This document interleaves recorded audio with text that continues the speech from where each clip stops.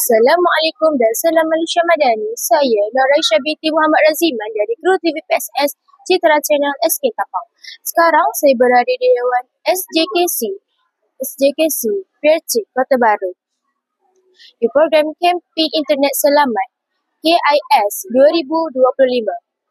Program ini adalah anjuran PPD dan kerjasama MC. Dan hari ini juga akan dinobatkan beberapa orang guru dan murid sebagai ikon guru dan murid.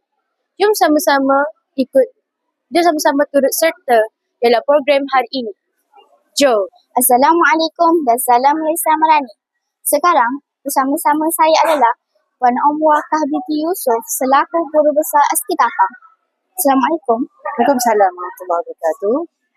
Boleh saya temu randah Puan? Ya. 1. Boleh Puan kongsikan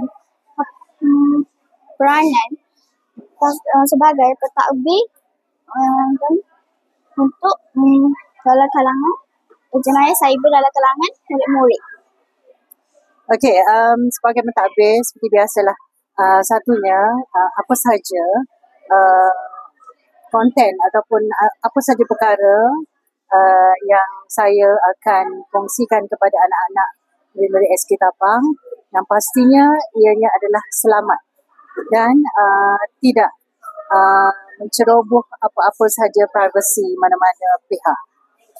Terima kasih Puan atas liputan. Terima kasih atas liputan pada kali ini.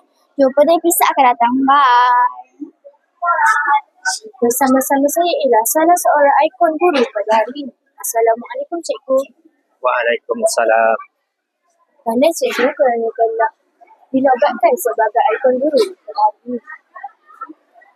Ya, Alhamdulillah telah cantik sebagai ikon guru dan selepas ini cikgu harap murid-murid semua dapat melayari internet dengan berhati-hati, dengan meletakkan kata laluan keselamatan dan berfikir terlebih dahulu sebelum menyebarkan apa-apa maklumat daripada internet. Assalamualaikum dan salam Malaysia Madani.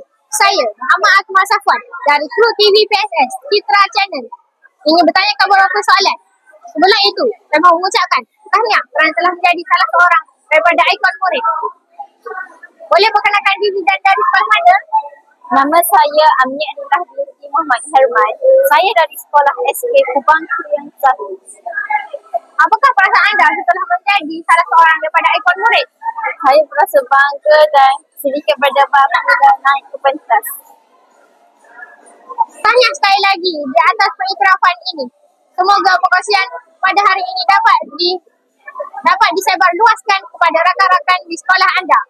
Sekian saja daripada liputan pada hari ini. Semoga berjumpa lagi di masa akan datang. Bye.